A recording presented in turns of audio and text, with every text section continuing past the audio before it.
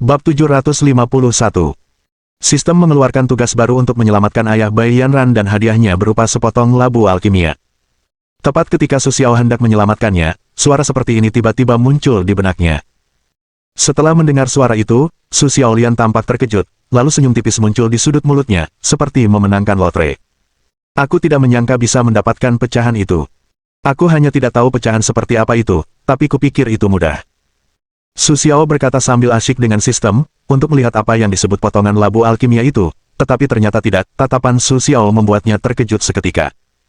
Labu alkimia adalah senjata sihir tingkat atas untuk alkimia, yang dapat membuat penggunanya mendapatkan alkimia terbaik dalam waktu tercepat. Bahkan jika pengguna tidak mengetahui cara alkimia, mereka hanya perlu meletakkan bahan-bahan di area tersebut, dan kemudian labu alkimia akan dibuat dengan sendirinya. Setelah melihat pengantar jalan Danau Liandan, mata Su Xiao memancarkan cahaya aneh, seperti serigala lapar yang melihat mangsa yang bahagia. Tapi dibutuhkan 99 buah labu alkimia untuk ditukar dengan satu buah, dan kali ini hanya satu buah. Sungguh merepotkan.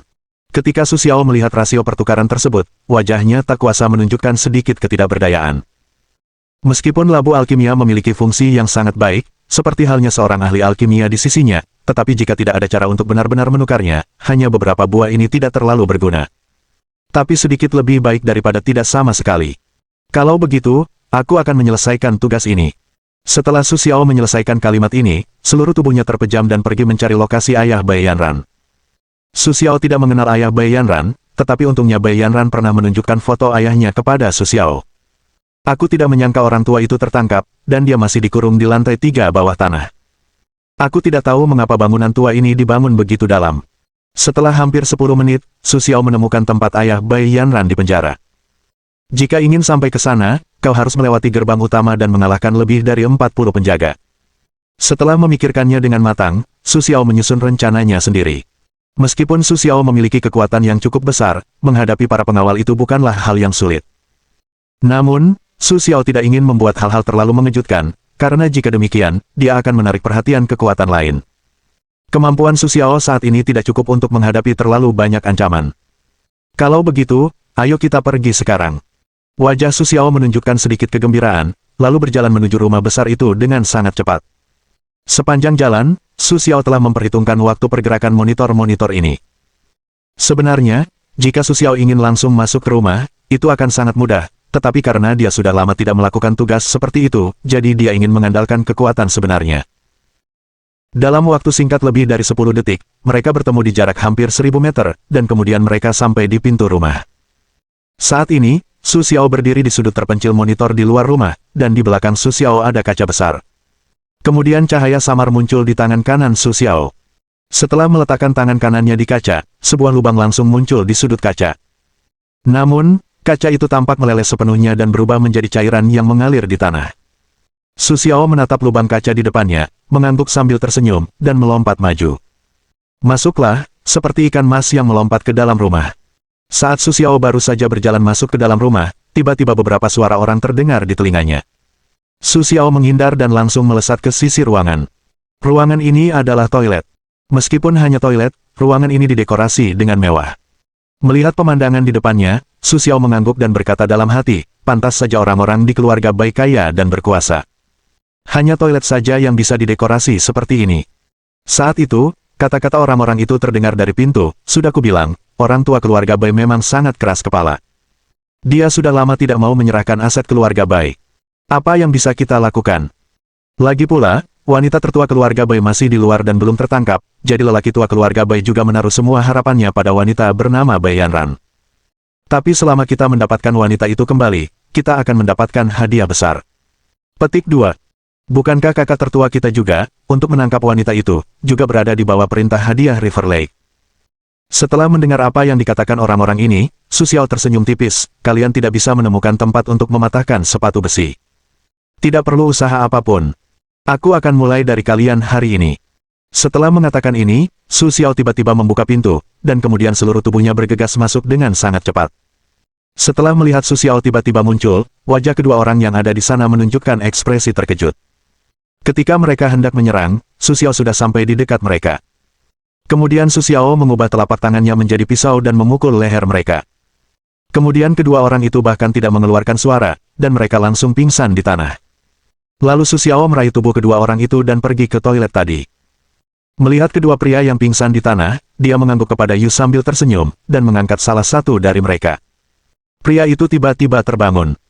Saat dia hendak menangis, Su Xiao telah menutup mulutnya, lalu meletakkan tangannya sedikit di lengannya, dan memutar lengan kedua orang itu hingga terlepas.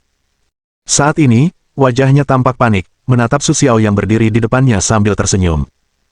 Pria yang tiba-tiba muncul di depannya itu tampak tak percaya, entah dari mana asalnya, pria sekuat ini. Saat ini, pria ini jelas mengingat serangan yang membuat Su Xiao menjatuhkan mereka tadi. Mereka bahkan tidak berani menghindar, dan membiarkan tangan Su Xiao menggorok leher mereka. Sekarang kau bisa memberitahuku di mana orang tua dari keluarga Bai dikurung olehmu. Setelah Su Xiao menyelesaikan kalimat itu, pria itu mendengus dingin dan menoleh ke samping, seolah-olah tidak berniat berbicara. Aku tidak menyangka kau begitu tangguh. Kalau begitu, jangan salahkan orang-orangku karena bersikap kejam. Su Xiao mengangkat tangan pria itu sambil berbicara, lalu memegang 10 jarinya dengan kedua tangannya. Jeritan kecil seperti sedang menyembelih babi keluar dari mulut pria itu. Tetapi tepat sebelum dia berteriak, Su Xiao menutup mulutnya. Saat itu, keringat mengalir deras dari pipi pria itu. Dia mencoba berteriak, tetapi tangan Su Xiao menutup mulutnya seperti tang, sehingga dia tidak bisa mengeluarkan suara. Setelah Su Xiao melepaskan tangannya, jari-jari orang itu menjadi bengkok, dan seluruh tulangnya patah. Ini bukan hal yang bisa dilakukan orang biasa. Saat itu, orang lain di sekitarnya juga terbangun. Ketika dia melihat pemandangan di depannya, dia hendak mengatakan sesuatu padamu, tetapi tiba-tiba dia menembakkan sebuah lingkaran, hanya untuk melihat tubuh orang itu langsung menghantam tanah, sekali lagi pingsan. Bagaimana kabarmu? Sekarang maukah kau ceritakan apa yang terjadi? Setelah mendengar Su Xiao menyelesaikan kalimat ini, pria itu mengangguk dengan keras. Saat ini, dia tidak punya ide untuk melawan. Di hadapan kekuatan absolut, mereka tidak punya cara untuk melawan. Orang tua dari keluarga Bai ditahan di lantai 3 ruang bawah tanah, dan ada lebih dari 30 orang yang berjaga di sepanjang jalan. Terlihat bahwa orang ini sudah lama berada di jalan. Tentu saja, dia tahu apa yang dimaksud Su Xiaowen. Setelah mendapat jawaban dari pria itu, Su Xiao mengangguk puas, lalu menggorok lehernya dengan pisau panjang. Pria itu pingsan lagi.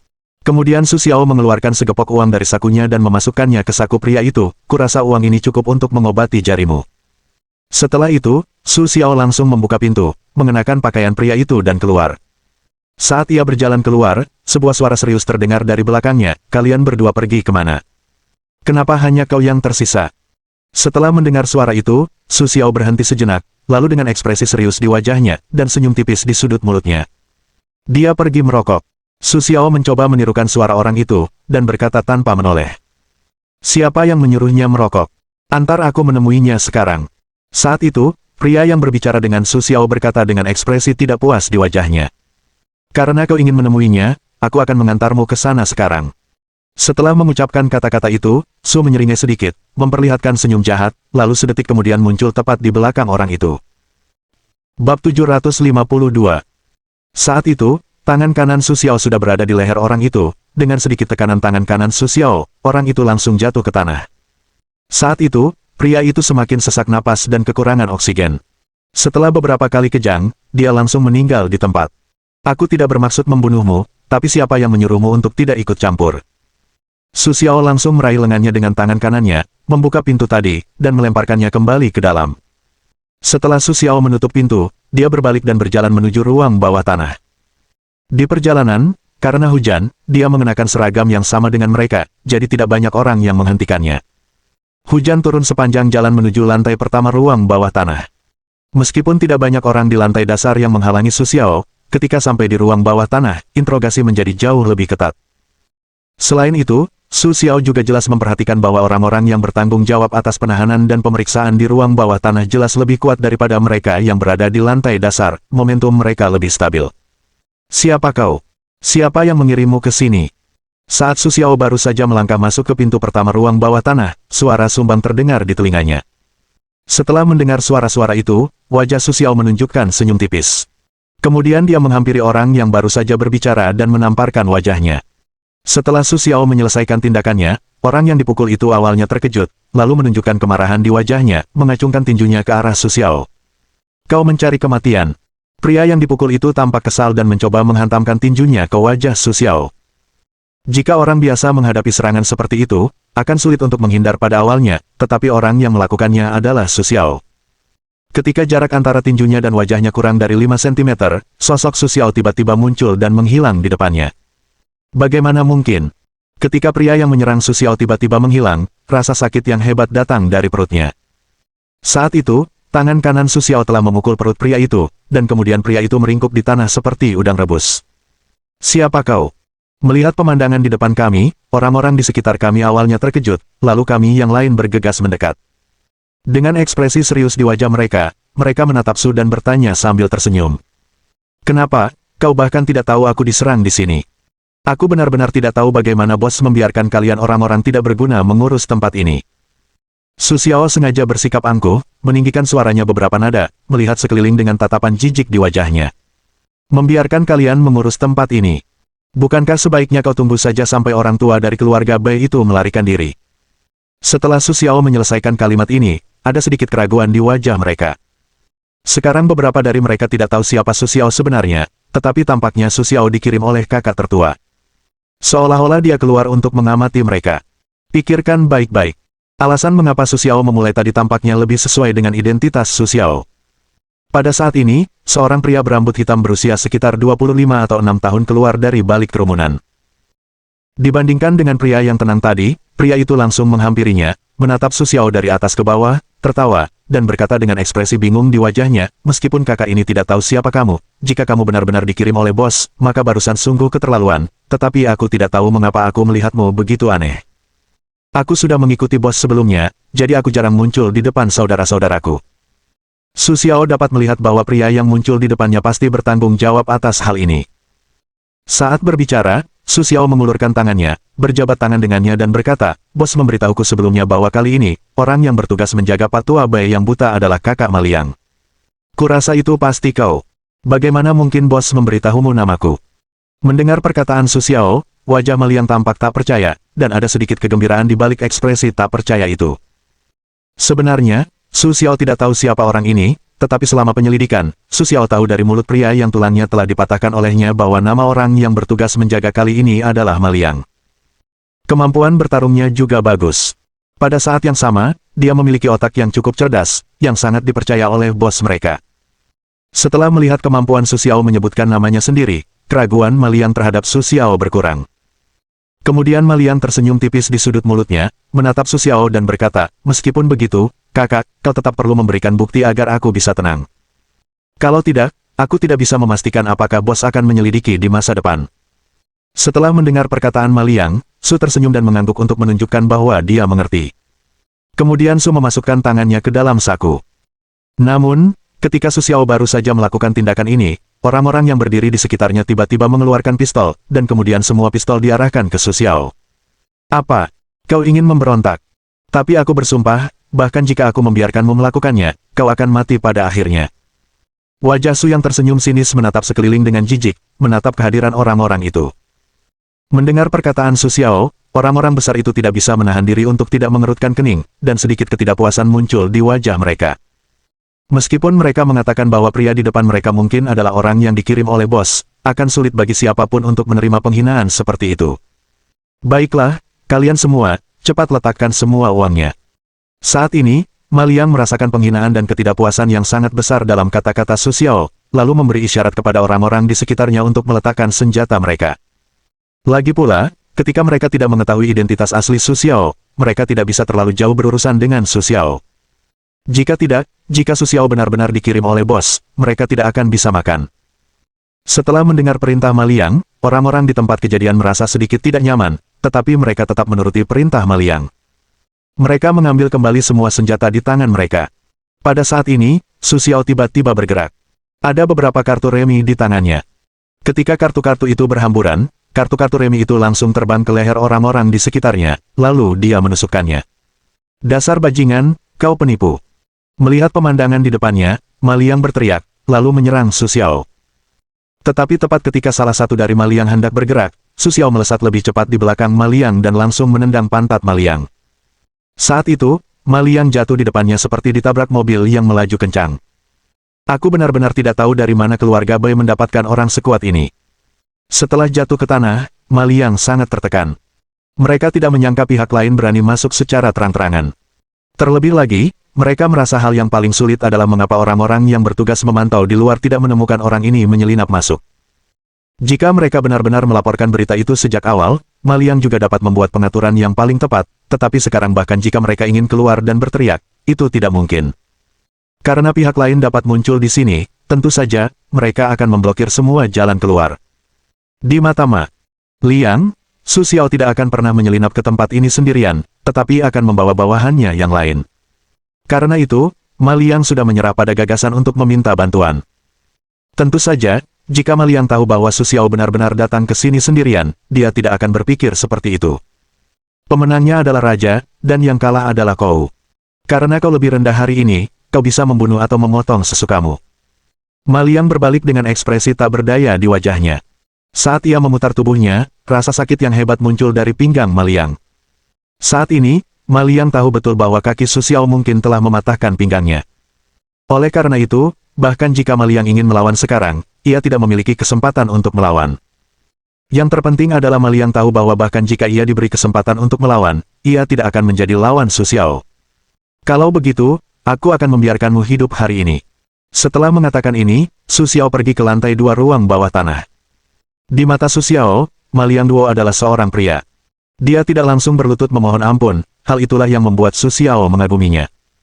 Ketika Su Xiao sampai di lantai 2, tidak ada seorang pun di lantai 2 ruang bawah tanah. Kejadian yang baru saja terjadi membuat semua orang memanggil ke lantai 1. Setelah itu, sisanya melewati lantai 2 dan sampai di pintu masuk lantai 3. Namun, yang tidak disangka Su Xiao adalah ketika dia membuka pintu masuk lantai 3, dia hanya melihat seorang pemuda berusia 23-4 tahun dengan pakaian olahraga dan headphone duduk di kursi tidak jauh darinya. Siapa orang ini? Tanya Su Xiao ragu, dan pada saat ini, suara sistem kembali terlintas di benak Su Xiao. Buka orang di depanmu, dan kamu akan mendapatkan sepotong labu alkimia. Setelah mendengar tugas yang diberikan oleh sistem, Su tersenyum dan sangat senang. Bab 753. Bagaimana cara membukanya? Saat ini, Su Xiao sedikit bingung. Lagi pula, ada banyak cara untuk membuka mulut, mata, hati, dan suara seseorang. Sistem macam apa yang kau maksud? Tapi sekarang, tidak peduli bagaimana kekuatan utama bertanya, sistem itu tetap diam, seolah-olah dia tidak tahu jawabannya. Jadi hanya ada satu cara yang tersisa. Su Xiao menarik napas dalam-dalam dan berusaha sekuat tenaga untuk berkonsentrasi pada tangan kirinya.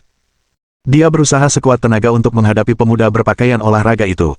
Meskipun pemuda itu duduk tegak di kursi dengan headphone di kepalanya, kondisinya tampak lesu.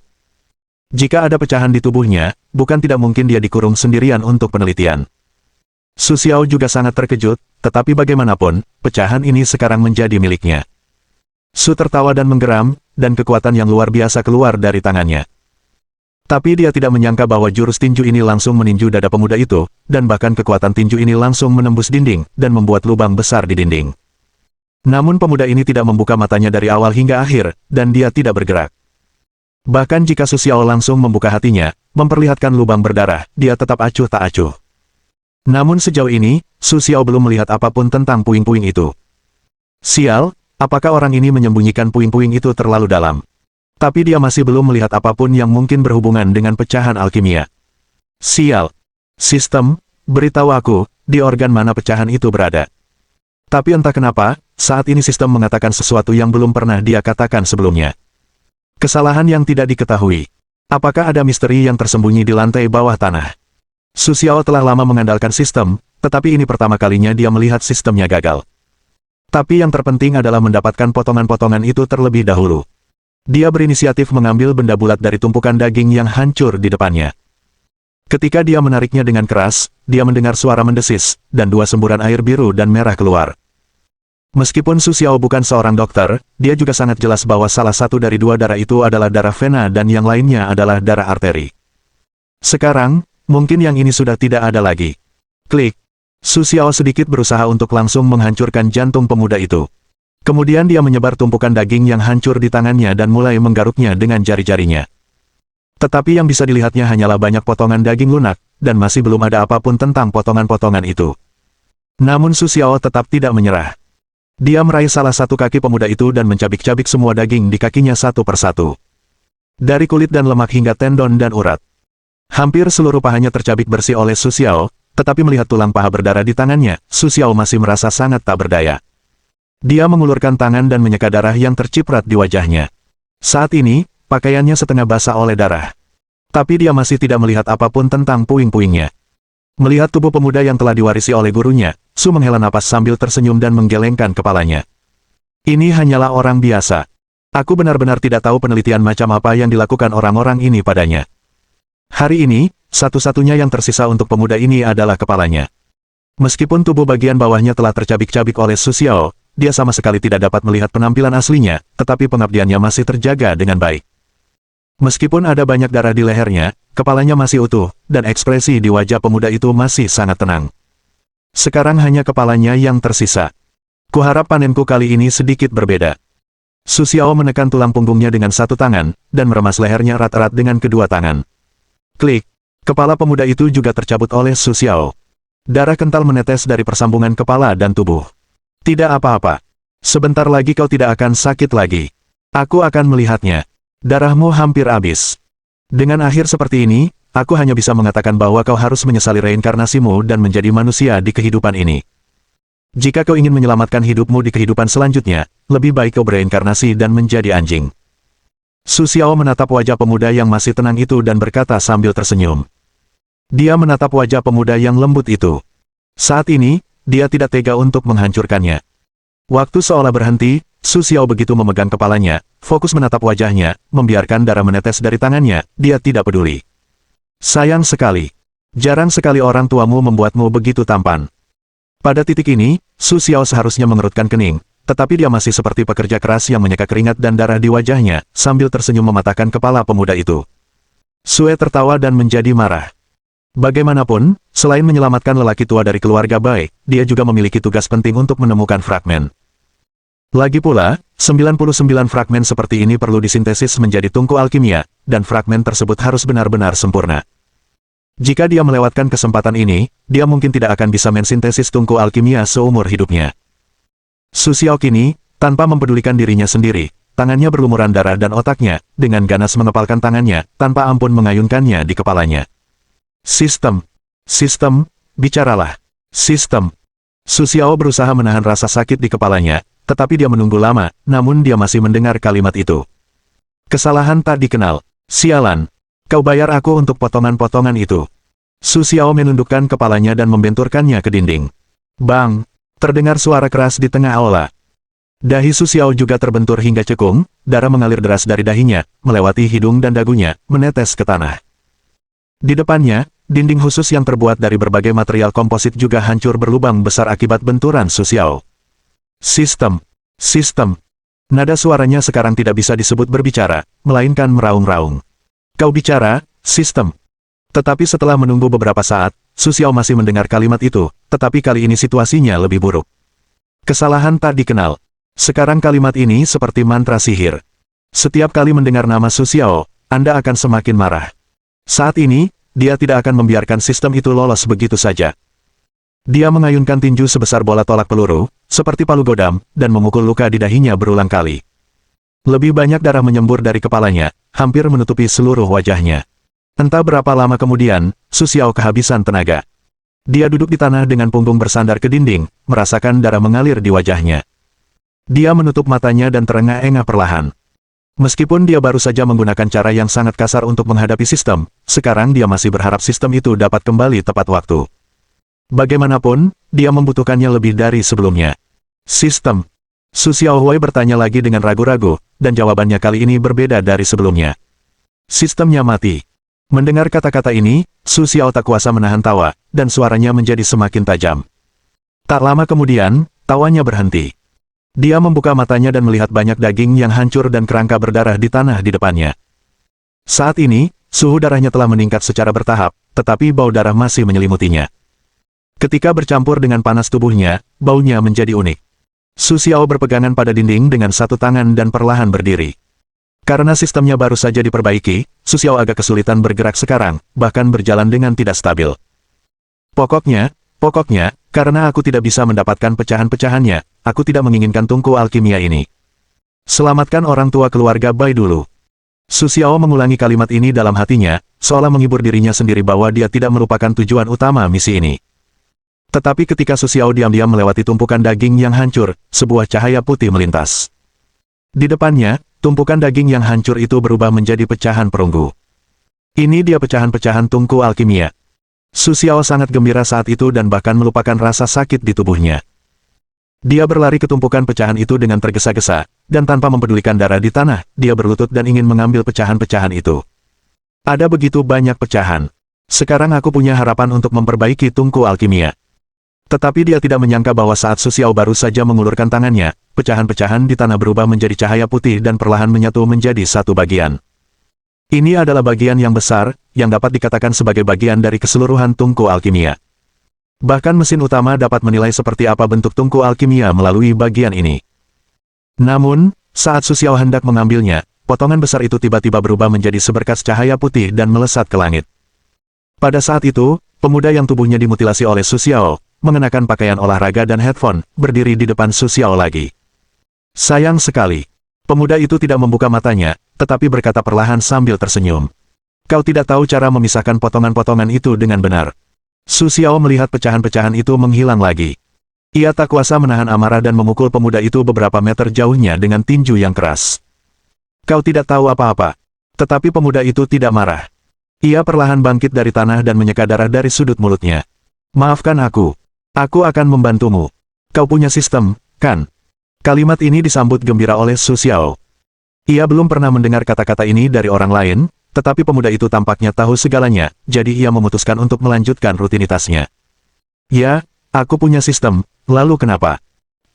Bab 754. Meskipun wajah Su Xiao berlumuran darah dan pakaiannya bernoda darah, dia tetap berdiri di depan pemuda itu dan menghadapinya.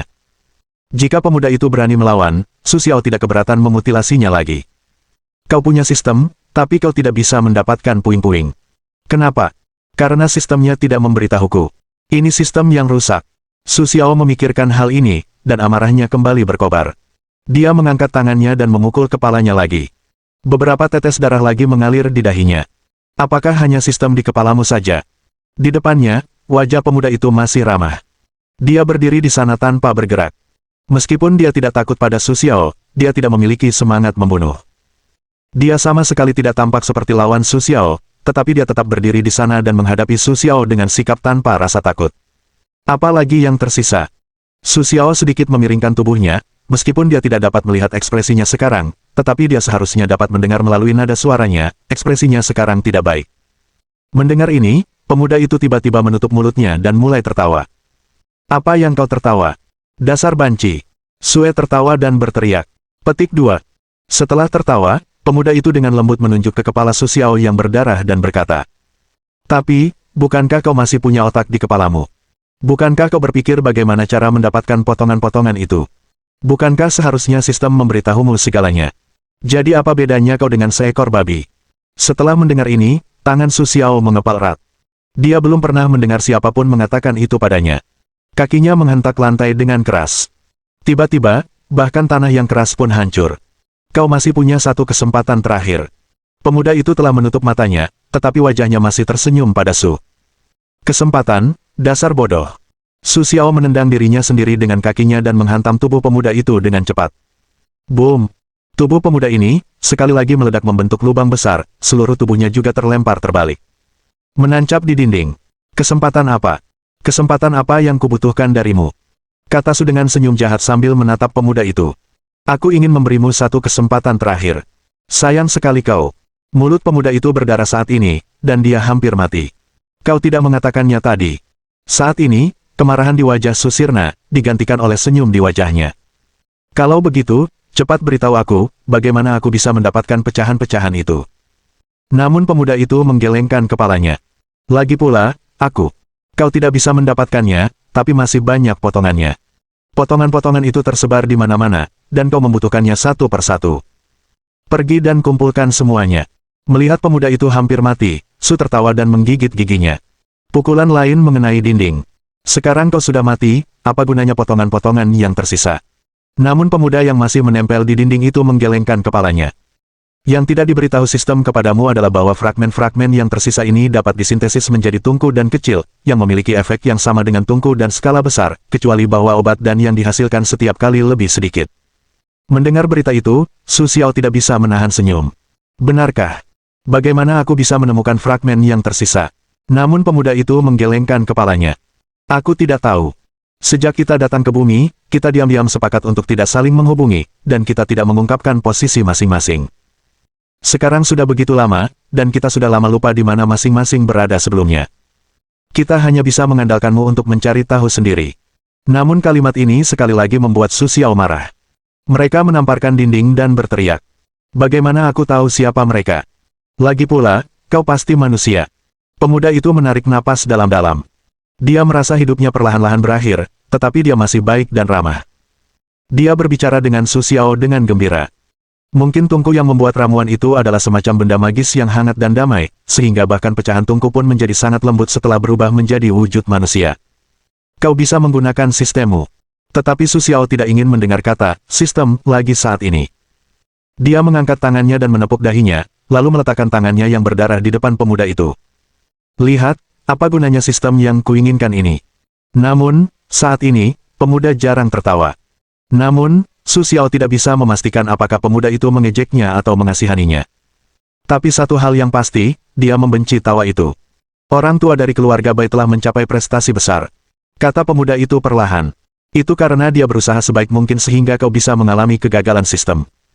Meskipun kemampuannya berupa halusinasi, itu tidak berguna bagi pemilik sistem.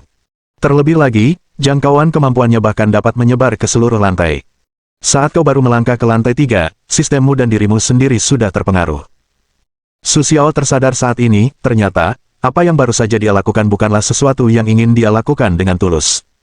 Sebaliknya, dia telah dipengaruhi oleh lelaki tua dari keluarga Bai. Jika aku pergi dari sini, aku tidak akan terpengaruh, kan? Su Xiao tak kuasa bertanya. Pemuda itu mengangguk. Keluarga putih sengaja menahanmu. Kau harus lebih berhati-hati dengan mereka di masa depan. Su mengangguk sambil tersenyum, tetapi dia masih tidak lupa bahwa tugasnya sekarang adalah menyelamatkan lelaki tua dari keluarga Bai. Selama dia cepat menyelamatkan lelaki tua itu, dia dapat menghentikan pekerjaannya, dan kemudian dia dapat menggunakan sistem maha kuasanya untuk membantunya menemukan semua fragmen yang tersisa. Su Xiao menyingkirkan pemuda itu dan perlahan pergi ke sel Tuan Bai. Tetapi pemuda itu masih bernapas. Dia menggelengkan kepalanya dan berkata dengan sangat menyesal. Sayang sekali keterampilan Tuan Bai malah membuat sistem gagal, tetapi apa yang dilakukan seseorang ditentukan oleh pikiran dan sifatnya sendiri. Pada titik ini, pemuda itu akhirnya berhenti bernapas. Dia berubah menjadi cahaya putih dan naik ke langit. 10 tahun kemudian, dia akan bereinkarnasi ke dunia lagi, menunggu pemegang sistem berikutnya datang kepadanya. Pak Tua. Saat itu, di depan pintu kandang bergerak, Su Xiao berdiri di ambang pintu dengan tenang sambil berkacak pinggang. Di celah pintu, ia bisa melihat lelaki tua dari keluarga Bai duduk bersila di tanah, tetapi yang aneh adalah alisnya berkerut dan matanya terpejam. Meskipun sudah tua tetapi penuh kekuatan, ia menekan tanah dengan kuat, seolah-olah menyampaikan sesuatu di tanah. Setelah mendengar suara ketua, lelaki tua itu mengangkat tangannya dari tanah dan dengan lembut meletakkannya di atas kakinya. Matanya perlahan terbuka. Sepasang mata bijak yang tak kehilangan ketajamannya perlahan terbuka. Siapa kau? Kata lelaki tua itu perlahan.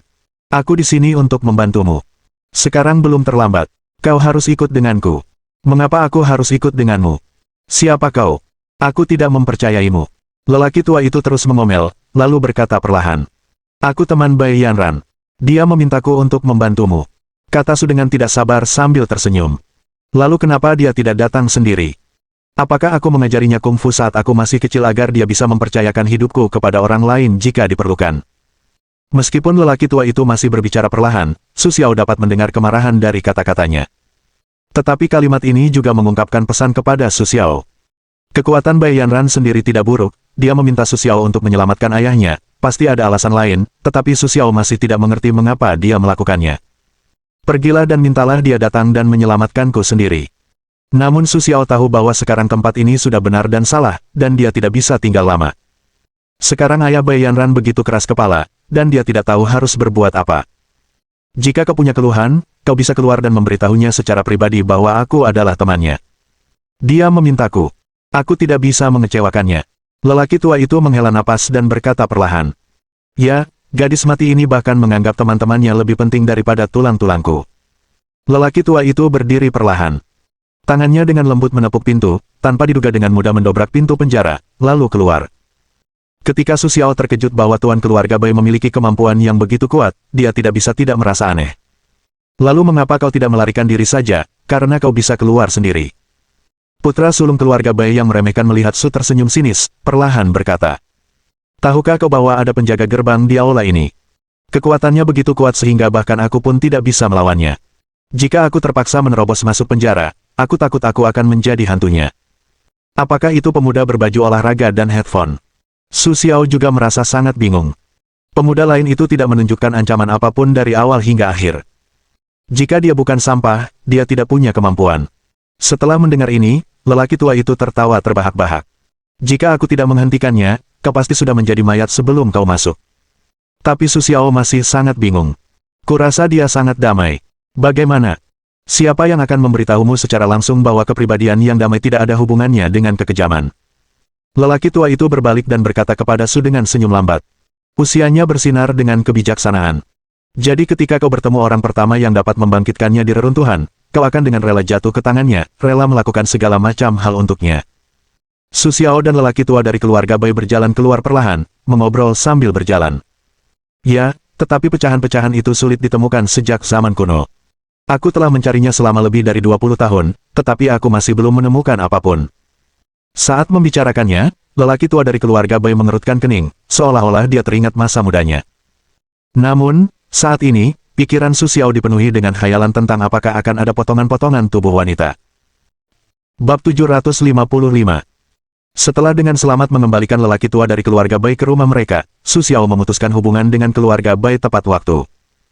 Meskipun dia tahu bahwa keluarga Bai adalah keluarga besar dengan kekuatan yang kuat, dan hubungan baik dengan keluarga Bai akan sangat membantunya di masa depan, kata-kata pemuda itu selalu terngiang di benaknya, yang membuatnya harus tersadar. Keluarga Bai adalah musuh bebuyutanmu. Su Xiao mengulang kalimat ini dalam hatinya, seolah-olah menyiratkan bahwa dia sedang mengambil keputusan. Jika dia mengalami masalah di masa depan, dia akan kembali kepada mereka. Tetapi sekarang Su Xiao perlu menjaga jarak dari mereka, dan karena keluarga Bai telah diculik, mereka perlu mencari tempat untuk bersembunyi untuk sementara waktu. Setelah memutuskan hubungan dengan mereka, Su Xiao berdiri sendirian. Tanah di ujung jalan membuatnya merasa sangat tenang. Sekarang di depannya, pecahan tungku alkimia kuno masih menjadi hal yang paling penting. Dia tahu bahwa jika dia memiliki tungku alkimia, dia bisa membuat semua pil yang dia inginkan, dan menjadi kaya bukanlah masalah besar, tetapi yang benar-benar penting adalah hidup manusia selalu terbatas waktunya, tidak peduli bagaimanapun caranya, tidak akan habis. Terlebih lagi, sekarang Su Xiao memiliki sebuah sistem, dia tahu bahwa jika seseorang kehilangan segalanya, maka barang-barangnya akan kembali ke bumi, juga kembali ke Dewa Kematian, tetapi dia tidak ingin dengan mudah menyerahkan sistem ini, dia ingin memegang erat barang-barangnya di tangannya sendiri, sama sekali tidak akan jatuh ke tangan orang lain. Satu-satunya cara adalah hidup selamanya. Selama memiliki kehidupan yang tak terbatas, dia dapat menggunakan sistemnya sendiri untuk menaklukkan segala sesuatu di sekitarnya. Karena ramuan yang dia sempurnakan dapat menyembuhkan banyak penyakit, mengapa seseorang tidak bisa hidup selamanya? Faktanya, sejak Su Xiao menyempurnakan pil pertama dan mencoba efeknya, dia selalu memiliki pertanyaan seperti itu di dalam hatinya, kehidupan abadi adalah impian setiap orang, bahkan Su Xiao pun tidak terkecuali. Namun, akhir-akhir ini, Su Xiao belum mampu menjalani kehidupan yang stabil, terutama setelah berpisah dari keluarga Bai. Meskipun kemampuan dan metode tubuhnya tetap terjaga, sistemnya tidak tahu apa yang sedang terjadi. Setelah menyelamatkan lelaki tua dari keluarga Bai, sistemnya mati. Dia sangat kesal karena sistemnya tidak berfungsi dengan baik. Su Xiao sangat yakin bahwa sistem itu ada di dalam tubuhnya sendiri, terutama di otaknya. Jadi, setiap kali sistemnya gagal, dia akan sangat marah. Dalam beberapa hari terakhir, dia telah memukuli dirinya sendiri hingga hampir mati beberapa kali. Meskipun ramuan yang tersembunyi di dalam tubuhnya dapat langsung menyembuhkan lukanya, dia tidak dapat memperbaiki sistemnya dalam keadaan apapun. Su Xiao sekarang sedikit menyalahkan dirinya sendiri. Dia menyalahkan dirinya sendiri karena tidak melakukan lebih banyak penelitian tentang sistem tersebut sejak awal. Sekarang, dalam situasi ini, dia tidak tahu harus berbuat apa. Namun kini ia menaruh semua harapannya pada fragmen-fragmen awal. Sebagian fragmen dapat disintesis menjadi tungku alkimia kecil, yang memiliki efek yang sama dengan tungku alkimia biasa, kecuali alkimianya lebih sedikit. Ucapan pemuda itu telah terukir dalam benak Su Xiao. Tampaknya racun alkimia adalah segalanya baginya sekarang. Sepertinya selama ia membuat tungku alkimia, akan ada jalan keluar. Tapi ia benar-benar tidak tahu. Begitu ia bangun hari ini, sistemnya kembali gagal. Tidak peduli bagaimana Su Xiao memanggilnya, sistem tidak dapat memberikan jawaban yang benar. Sistem, tanya Su Xiao lagi dengan ragu. Kesalahan sistem. Su Xiao menghela napas panjang. Ia berdiri di jalan, perasaan tak berdaya tiba-tiba menjalari tubuhnya. Ia bersandar di sudut jalan dan membiarkan orang-orang yang lewat di depannya, dan kendaraan-kendaraan lewat di depannya. Tanpa sistem, Su Xiao merasa seperti orang yang tidak berguna. Sistem. Hati Su Xiao benar-benar kosong. Ia tidak punya ide lain. Ia hanya mengatakannya begitu saja. Dalam proses memulai ulang sistem, sistem kembali normal. Tanpa diduga, kata-kata ini membuat Su Xiao sangat gembira. Seolah-olah ia telah mendapatkan kembali harapan hidup, ia melompat dari tanah. Sistem, sekarang beritahu aku di mana potongan-potongan yang tersisa dan bagaimana aku bisa menemukannya. Pada saat ini, suara seperti gelombang radio terdengar dari pesawat, seolah-olah ia sekarang adalah radar, mendeteksi sekitarnya. Tidak ada fragmen di dekat sini. Apakah Anda ingin memperluas jangkauan pencarian? Su berpikir sambil tersenyum. Aku khawatir pasti ada jarak yang jauh antara fragmen-fragmen itu. Lagi pula, mereka tidak bermaksud membiarkan orang lain menemukan mereka sejak awal. Baiklah, perluas pencarian. Jangkauannya tidak valid. Silakan pergi ke tempat yang lebih tinggi untuk mendapatkan jangkauan pencarian maksimum. Setelah mendengar ini, Su Xiao merasa sangat sedih. Bagaimanapun, meskipun kota tempat Su Xiao tinggal adalah kota yang sangat maju, tidak peduli seberapa tinggi bangunannya, itu tidak dapat mencakup seluruh tempat. Su memikirkannya sambil tersenyum. Dia memutuskan untuk naik pesawat. Dan kali ini dia terbang hampir melintasi negara.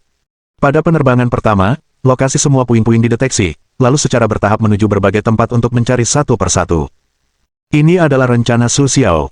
Dia percaya bahwa sesuai dengan kemampuannya saat ini, dia seharusnya mampu mengatasi puing-puing tersebut. Meskipun Su Xiao masih bisa melihat laut dari apa yang dikatakan lelaki tua dari keluarga Bai sebelumnya, dia masih belum bisa menilai apakah pecahan-pecahan itu adalah makhluk haus darah dan ganas dengan penampilan tenang, tetapi dia yakin bahwa Su Xiao akan tetap menemukannya. Sebelum terlambat, Su Xiao segera memesan tiket. Dia sedikit memeriksa peta dan memutuskan untuk terbang langsung dari kotanya saat ini ke Tibet. Rute seperti itu bisa mencakup seluruh Tiongkok. Setelah sedikit persiapan lagi, Su Xiao segera tiba di bandara. Butuh beberapa jam baginya untuk menyiapkan semua barang bawaannya. Selanjutnya, dia akan meluncurkan deteksi pertamanya di pesawat. Saat ini, Su Xiao sedang duduk di bandara, diam-diam menunggu penerbangannya. Sekarang bukan musim terbaik untuk pariwisata, jadi seluruh pabrik kosong, hanya ada beberapa pejalan kaki yang hilir mudik di bandara. Di seberang Su Xiao duduk seorang gadis muda. Meskipun sudah akhir musim gugur dan musim dingin akan segera tiba, gadis itu masih mengenakan kemeja lengan panjang tipis dan celana jeans biru ketat. Hatinya sangat sederhana, hanya ransel dan koper. Sepertinya dia tidak bisa mengingat terlalu banyak hal. Melihat gaunnya, seharusnya dia tidak bepergian ke sana. Tempat yang dia tuju pasti tempat yang lebih dingin. Su Xiao menebak-nebak secara liar, tetapi gadis yang duduk di seberangnya mengatakan sesuatu. Halo, apakah Anda akan bepergian? Tapi Su Xiao sekarang kesal, tidak ingin memikirkan hal-hal yang berantakan ini, dan tidak ingin memperhatikan kata-kata gadis itu. Hampir. Su Xiao berkata dingin, tetapi ketika dia mengatakan ini, dia bahkan tidak menatap gadis itu. Sekarang gadis itu hanyalah orang biasa di matanya. Setelah dia memiliki kemampuan khusus, semakin banyak orang menghormatinya. Su Xiao hampir menganggap dirinya sebagai penyelamat. Manusia biasa tidak berbicara dengannya, mereka bahkan tidak memandangnya sekilas. Sekarang sikap gadis muda ini terhadap Su Xiao begitu sembrono, yang membuatnya sangat tidak senang. Oh, sayang sekali. Saya sangat gugup karena saya akan terbang ke Tibet untuk pertama kalinya dalam hidup saya. Sambil mengatakan itu, seorang gadis muda dengan gugup menggelengkan tangannya, seolah-olah dia sangat khawatir tentang hal-hal yang akan datang.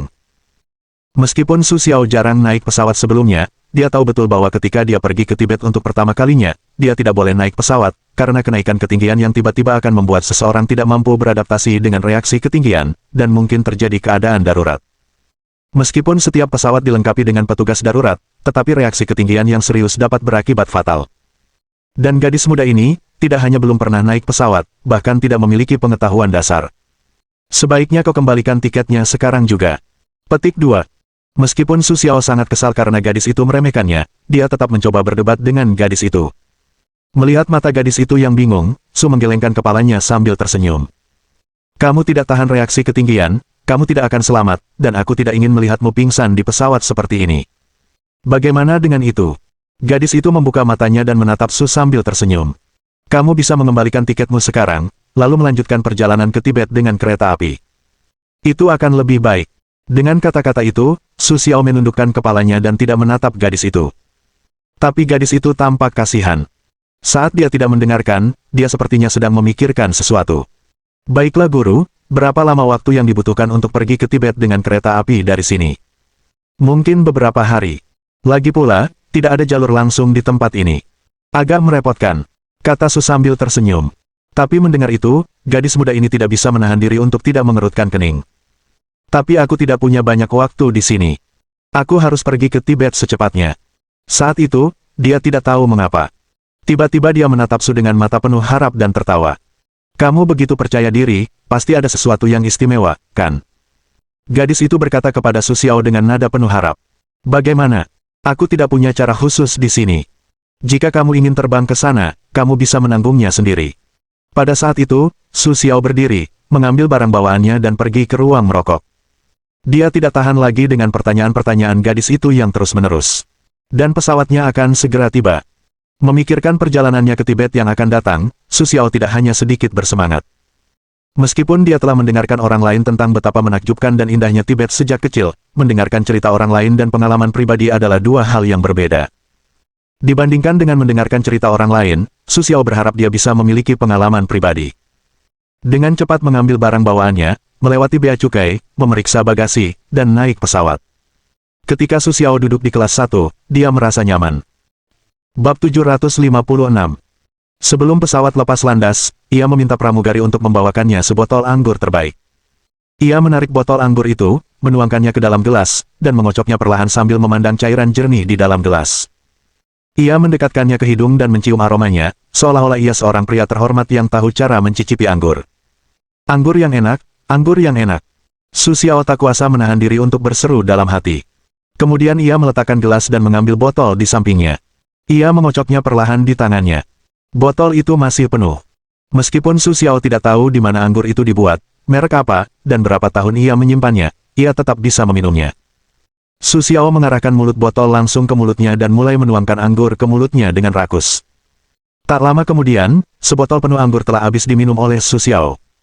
Rasanya enak. Su Xiao meletakkan botol itu dan bersendawa. Pada saat itu, penumpang lain juga terus naik ke pesawat. Benar saja, dugaan Su Xiao di awal memang benar. Ini bukan musim puncak pariwisata, jadi sangat sedikit orang yang datang untuk terbang. Yang membuat Su Xiao semakin tidak nyaman adalah, di ruang tunggu bandara sebelumnya, wanita yang mengobrol dengannya juga duduk di kelas 1 bersama Su Xiao. Dia mengenakan pakaian biasa, jadi seharusnya dia duduk di kelas 1. Su Xiao menatap gadis itu dengan jijik. Kemudian dia berpaling dan mengabaikannya. Aku tidak menyangka perjalanan ini tidak sempurna sejak awal. Su Xiao menghela napas lega, tetapi dia masih tidak melupakan tujuan perjalanan ini. Oh, aku tidak menyangka akan bertemu denganmu. Duduk tidak jauh dari Su Xiao, gadis itu menyapanya lagi. Sue menghela napas sambil tersenyum. Situasi saat ini juga sangat memalukan baginya. Lagi pula, jika dia tidak menoleh untuk memperhatikannya, itu akan sangat tidak sopan. Tetapi begitu dia melakukannya, dia takut gadis itu akan terus mengajukan pertanyaan kepadanya. Bagaimanapun, mereka tidak bersikap sopan, tetapi Su Xiao akhirnya memilih cara terbaik untuk menyelamatkan mukanya. Halo, aku tidak menyangka akan bertemu denganmu di sini. Meskipun Su Xiao mencoba membuat nada bicaranya lebih santai, ekspresinya tidak terlihat senang. Ya, ini kebetulan. Kuharap kita bisa saling menjaga di perjalanan nanti. Wanita itu kemudian menundukkan kepala, mengeluarkan iPad dari ranselnya, memakai headphone, dan mulai sibuk dengan apa yang sedang dilakukannya. Namun, perilakunya membuat Su Xiao merasa sangat tidak nyaman. Apapun yang kukatakan, aku sangat dekat dengan keberadaan Tuhan. Sekarang gadis yang duduk di sebelahnya memperlakukannya seperti manusia biasa. Bagaimana mungkin dia bahagia? Apakah kau benar-benar berpikir kau bisa berbicara denganku sesuka hati dan mengakhiri percakapan membosankan ini dengan kepala tertunduk? Su Xiao berpikir dalam hati, tetapi wajahnya sudah penuh dengan ekspresi tidak nyaman. Dia memanggil pramugari. Secangkir kopi untuk wanita di sebelahku, yang terbaik. Meskipun Su Xiao tidak suka kopi, dia tahu pramugari itu tidak akan menolaknya. Tapi intinya adalah dia tidak suka minum kopi. Dia selalu berpikir bahwa kopi rasanya seperti sampah saat diminum. Pramugari kelas 1 benar-benar siap sedia, dan setelah kopi plastik Su Xiao, dia juga dengan akrab memberitahu Su Xiao bahwa dia baru saja minum anggur merah, jadi dia tidak bisa minum kopi. Sungguh mencolok. Su Xiao berpikir dalam hati. Meskipun dia tampak sangat sopan mengikuti dialog pramugari, tetapi dia juga membenci hati pramugari itu. Tahukah kau betapa khawatirnya aku? Hal-hal ini bisa dengan mudah kuselesaikan, mulai dari penyakit ringan hingga racun yang sangat berbahaya, kopi, anggur merah, hingga gangguan pencernaan, bagaimana bisa? Bagaimana mungkin aku membutuhkan manusia fana sepertimu untuk mengkhawatirkanku? Hati Su Xiao tak kuasa memikirkan hal itu. Sekarang setelah ia memutuskan untuk mengantar gadis di sampingnya minum kopi, Su Xiao merasa berkewajiban untuk mengantarnya sampai akhir. Jadi setelah menjelaskan maksudnya kepada pramugari, pramugari itu mengangguk seolah sangat mengerti. Melihat pramugari itu mengedipkan mata, Su Xiao merasa bahwa ia salah mengira bahwa pramugari itu tertarik pada gadis tersebut. Tepat ketika Su Xiao hendak menjelaskan kepada pramugari, pramugari itu berbalik dan pergi. Sikapnya juga membuat Su Xiao merasa sangat tidak nyaman. Bagaimana mungkin semua manusia fana ini begitu tidak sopan? Su Xiao tidak hanya merasa sangat aneh, bukankah identitasnya seharusnya dihormati, atau bukankah mereka merasakan aura yang berbeda darinya? Tetapi karena ruang angkasa telah meninggalkan tuan rumah, sulit untuk mengatakan apapun. Dia hanya bisa duduk di kursinya dan menunggu pramugari membawakan kopi. Benar saja, pramugari itu sangat rajin. Setelah beberapa menit, secangkir kopi yang enak telah disiapkan. Dia terhuyung-huyung ke meja pramugari. Begitu pramugari siap berbicara, Su Xiao berdiri dengan goyah, seolah mabuk. Baiklah, akan kukatakan. Saat senyum Su baru saja selesai berbicara, dia tiba-tiba miring dan menumpahkan kopi. Memegang piring kopi, juga langsung terkena tumpahan kopi dari Su Xiao. Kopi panas yang kental, langsung disiramkan ke tubuh gadis itu. Kejadian itu tidak hanya membuat gadis itu menjerit, tetapi juga membuat iPad di tangannya jatuh ke air. Sekarang iPad itu tidak bisa digunakan untuk sementara waktu. Maaf. Su Xiao perlahan bangkit dari tempat duduknya. Meskipun dia meminta maaf kepada pramugari dan gadis itu, dia tidak bisa menahan tawa dalam hati setelah melihat iPad gadis itu rusak. Namun, ekspresinya hanya sesaat, dan gadis-gadis itu tidak menyadarinya. Sebaliknya, mereka malah menertawakan perilaku ini, yang sangat menyenangkan. Lagi pula, tidak banyak penumpang kelas 1 yang begitu sopan. Tapi penumpang kelas atas tidak bermaksud membayar untuk itu. Setelah membayar, Su tersenyum dan kembali ke tempat duduknya. Dia mencari selimut untuk menutupi dirinya dan siap untuk memejamkan mata dan tidur. Pramugari dan gadis yang berdiri di sampingnya memandang Su Xiao dengan tatapan yang sangat unik, tetapi kemudian mereka saling mengerti. Bagaimanapun, remaja itu mampu menanggung kerugian demi secangkir kopi dan sebuah iPad. Yang benar-benar dia pedulikan sekarang adalah motivasi Su Xiao. Tepat ketika Su Xiao siap tidur, pramugari itu sudah menyelesaikan urusan gadis itu. Dia sedikit meminta maaf dan berjalan pergi perlahan. Nah, apakah kamu sudah tidur? Gadis muda ini berbaring telentang dan menatap Su Xiao yang berpura-pura tidur dengan penuh minat. Ada apa? Aku baru saja meminta maaf. Apa lagi yang kau inginkan dariku? Tidak mungkin aku rugi. Su Xiao mencondongkan tubuh dan menatap gadis itu dengan jijik. Dia menggosok matanya seolah baru terbangun setelah tertidur. Melihat Su Xiao, dia marah. Gadis itu juga menggaruk kepalanya karena malu. Aku baru pertama kali naik pesawat. Aku gugup. Jika aku bersikap buruk, kuharap kau tidak keberatan. Gadis itu berkata dengan senyum yang sangat sopan kepada Su Xiao.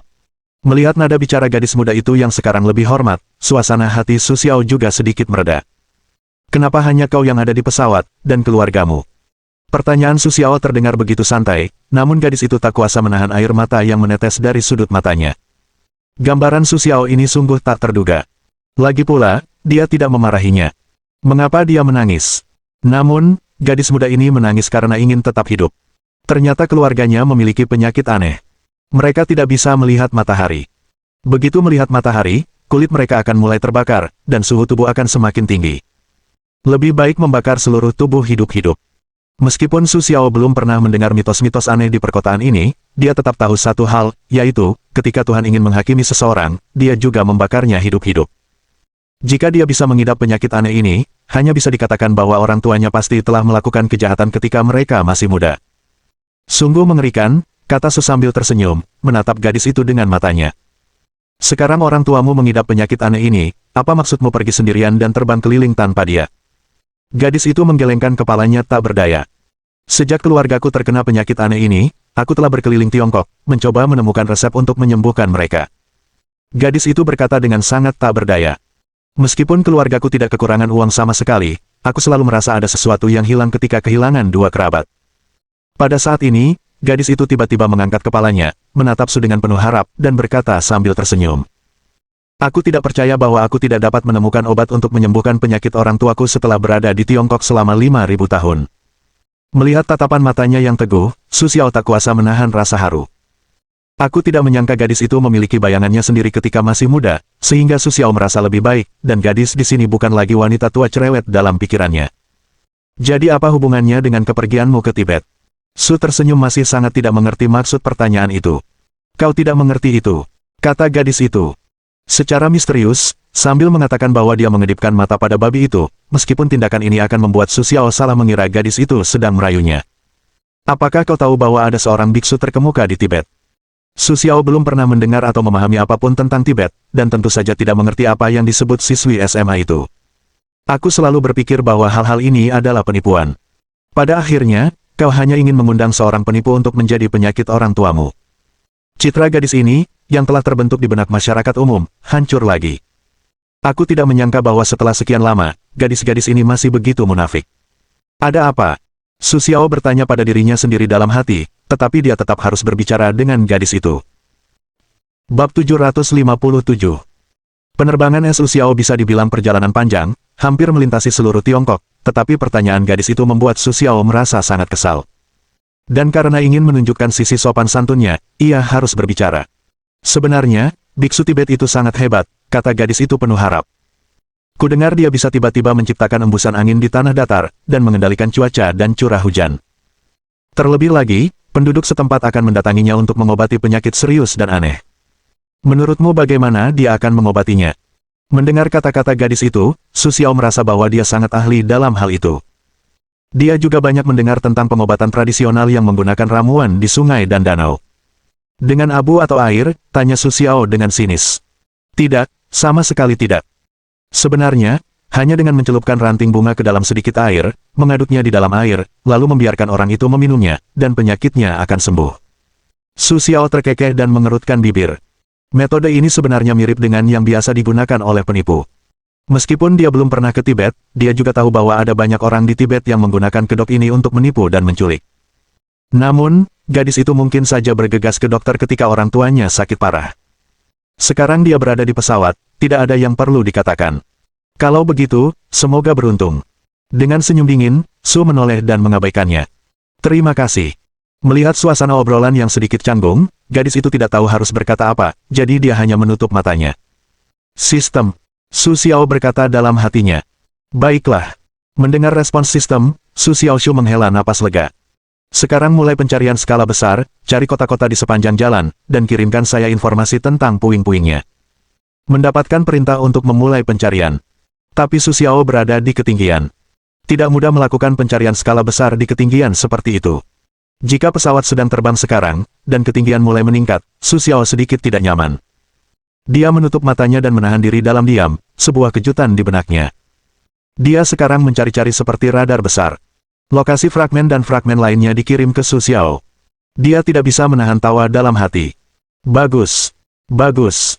Jika aku terus seperti ini, aku bisa mengumpulkan fragmen sedikit demi sedikit. Su Xiao tersenyum. Halo, kakak. Pada saat ini, remaja di sekitarnya berbicara kepada Sue lagi. Ada apa? Meskipun suasana hati Su Xiao sekarang lebih baik, dia tetap tidak ingin memperhatikan gadis itu. Aku hanya ingin bertanya, untuk apa kau pergi ke Tibet? Tapi Su Xiao sekarang tidak memikirkan alasan untuk mengelak dari gadis itu, hanya mengikuti kata-kata gadis itu sebelumnya. Sebenarnya, sepertimu, aku datang untuk mencari biksu terkemuka ini. Aku tidak menyangka ucapan Su Xiao membangkitkan minat gadis itu. Sudah kubilang, biksu terkemuka ini sangat hebat. Ya, kata Su dengan tidak sabar sambil tersenyum. Tapi di dalam hatinya juga tak bisa menahan diri untuk mulai meremehkan gadis muda ini. Jika itu aku tidak akan pernah membiarkan penipu seperti itu memperlakukan kerabatku. Saat memikirkan kalimat ini, Su Xiao sepertinya lupa bahwa dia masih memiliki prinsip. Dengan cara ini, Su Xiao perlahan tertidur di kabin yang nyaman. Kelas 1 itu bagus. Meskipun Su Xiao jarang naik pesawat sebelumnya, dia juga pernah mendengar tentang kenyamanan kelas 1. Sekarang hari sudah mulai gelap, dan cuaca serta suhu semakin dingin. Su Xiao bahkan bisa melihat lapisan embun beku di kaca jendela luar. Tapi Su Xiao tidak khawatir dengan rasa dinginnya. Aku masih punya banyak pil di tubuhku. Apa yang kau takutkan? Setelah Su Xiaofu meminum salah satu pil penghilang rasa dingin, dia tertidur dengan tangan di dadanya. Namun di tengah malam, dia mendengar suara aneh dari kursi di sebelahnya. Dia segera menoleh dan mendapati seorang pramugari sedang sibuk di sana. Ada apa? Tapi pramugari itu jelas sangat panik sekarang. Sepertinya dia mengalami penyakit ketinggian. Dia koma sekarang. Meskipun situasinya mendesak, reaksi pramugari itu sangat tenang. Sekarang dia sedang melakukan tugas menghilangkan rasa dingin untuk gadis itu, dan dia telah membawa tandu untuk memberikan cairan kepada gadis itu, berharap dia bisa bertahan hidup dengan ketekunannya sendiri. Tapi gadis muda ini masih terlalu muda, dan kondisi fisiknya tidak begitu baik. Aku khawatir dia hampir tidak bisa bertahan hidup. Saat aku dibawa ke rumah sakit setelah mendarat malam ini, aku khawatir akan ada komplikasi. Aku akan membantumu pada akhirnya. Su Xiao menghela napas dalam hati. Kemudian dia mengeluarkan pil dari lengannya dan memberikannya kepada pramugari. Ini obat khusus untuk penyakit ketinggian. Berikan padanya dan suruh dia meminumnya.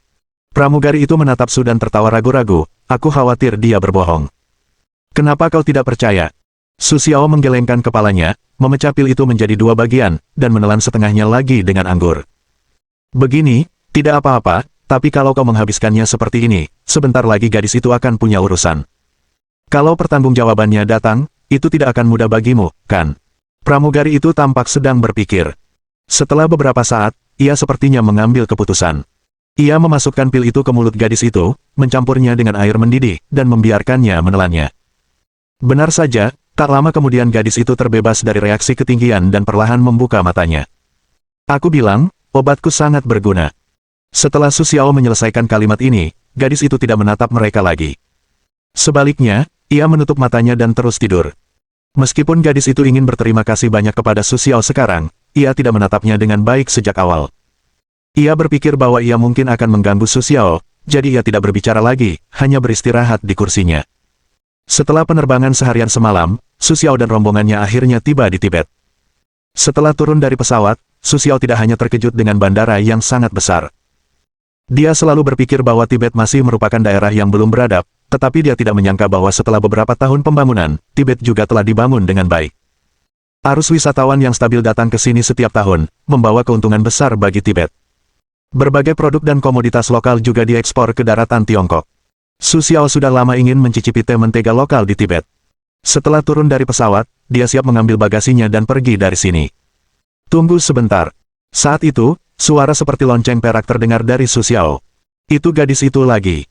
Karena kita semua mencari biksu terkemuka, mengapa kita tidak pergi bersama? Gadis itu berkata dengan mata bulat. Sue menghela napas sambil tersenyum. Baiklah, kamu bisa memimpin jalan. Su Xiao tahu bahwa dia ditakdirkan untuk menyingkirkan gadis ini sepanjang jalan. Di gerbang bandara, sudah ada SUV mewah yang menunggu gadis itu. Ini bisnis keluarga saya. Mereka datang menjemput saya. Dia berbalik dan berkata dengan senyum bangga kepada Sue. Kemudian dia melompat masuk ke dalam mobil. Kau tidak mau ikut?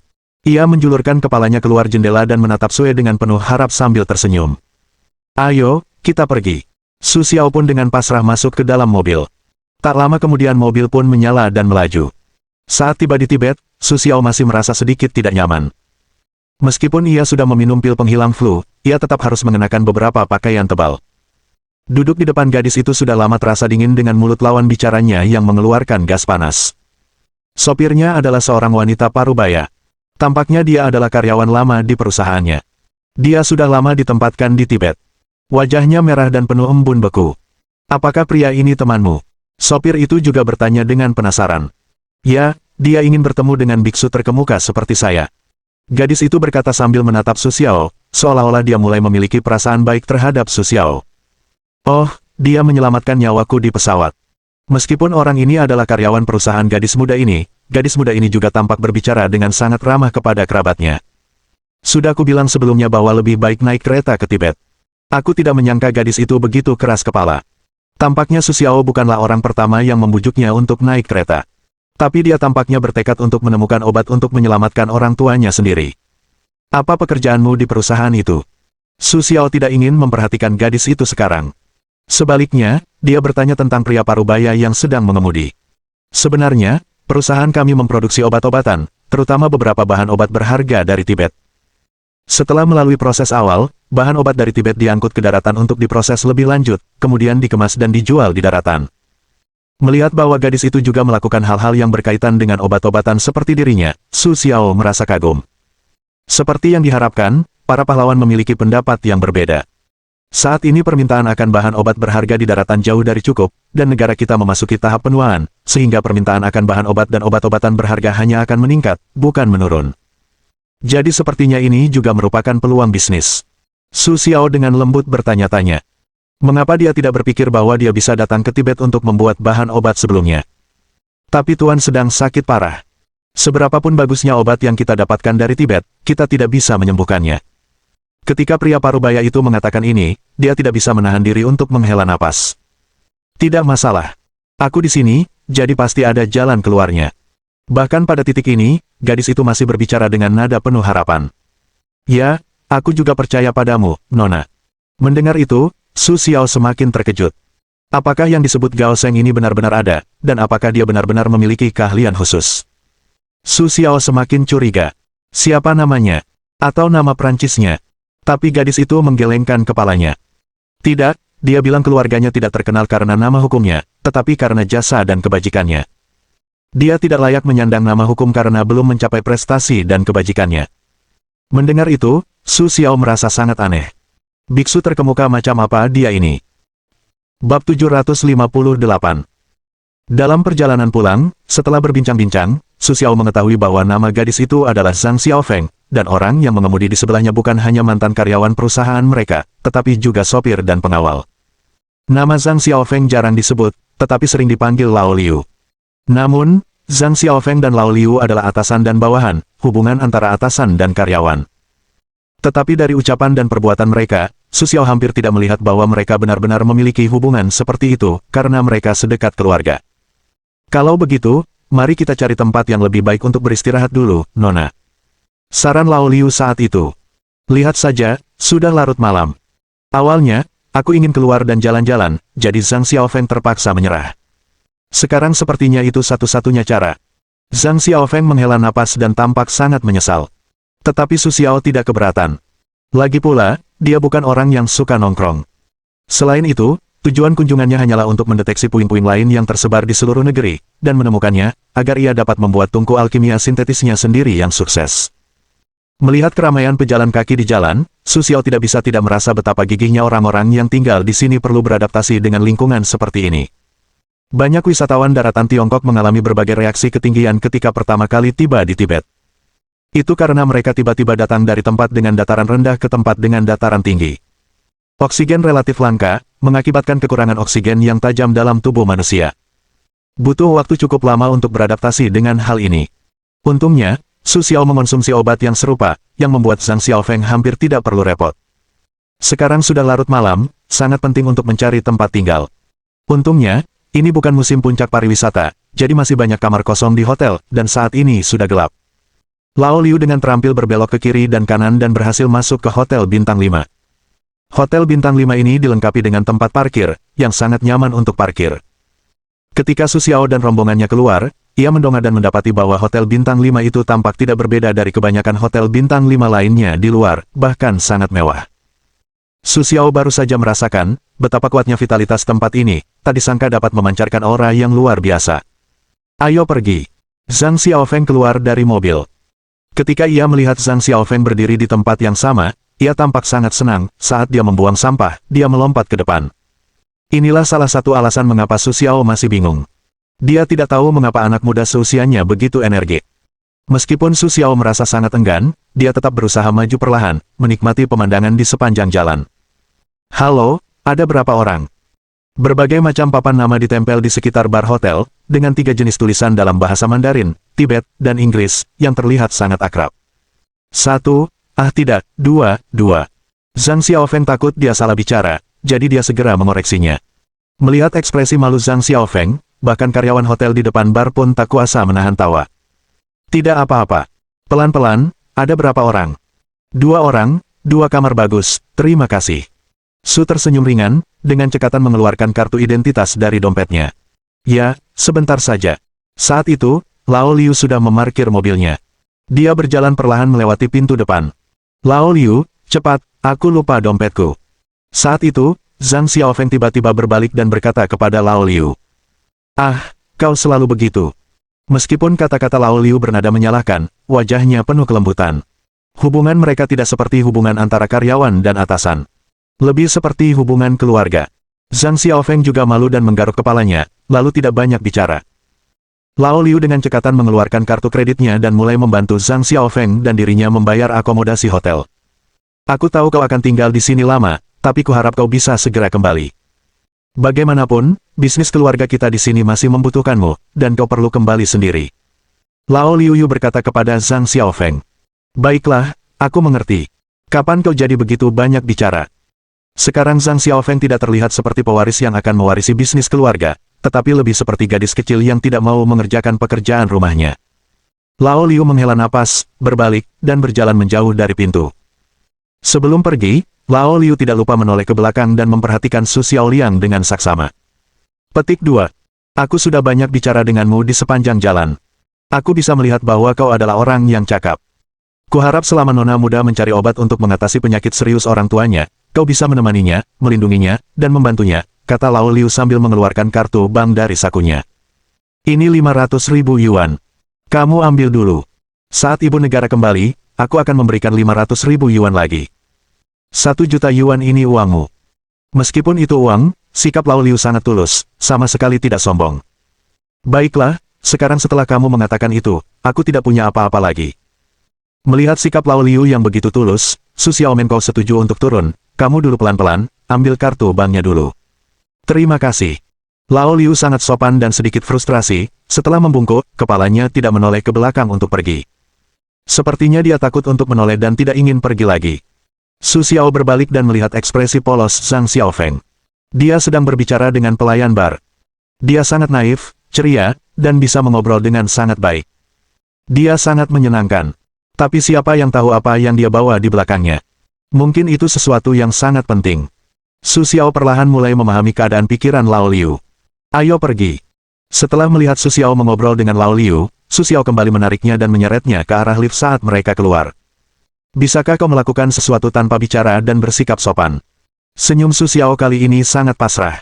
Tidak mungkin. Sekarang Zhang Xiaofeng yang memegang kendali, katanya dengan percaya diri, sambil memegang dadanya dengan kedua tangan. Resepsionis hotel masih akan melakukan apapun.